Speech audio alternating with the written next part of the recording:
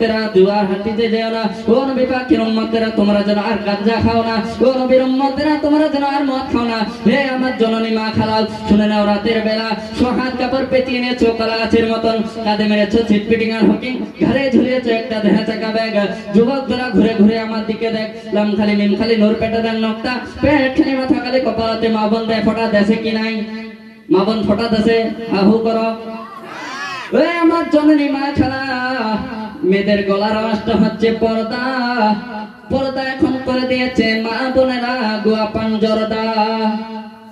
কোন মহিলা যদি ঘরের ভিতরে কথা বলে তার গলার আওয়াজটা যদি বাইরের লোকে শুনতে পায় আল্লাহ পাকের ফেরেশতারা তার জিহ্বাখানা টেনে টেনে টেনে টেনে টেনে টেনে 40 মাইল দূরত্ব লম্বা করবে যে জিহ্বার উপর দিয়ে জাহান্নামী মানুষ চলাচল করবে।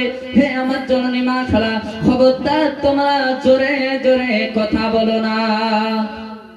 এমন নবীর উম্মত আমরা, ওই নবীর হাদিসকে ফলো করুন।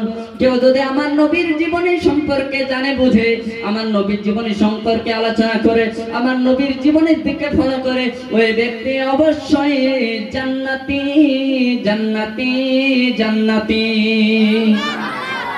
এমন নবীর উম্মত আমরা। ওই নবীর উম্মতের এত মান সম্মান আল্লাহ পাকের কাছে। নবী পাকের উম্মতেরা, আমাদের অন্তরে নবী নাই, নবী দেখতে পাই না, পাবো কি করে? আমাদের অন্তরে তো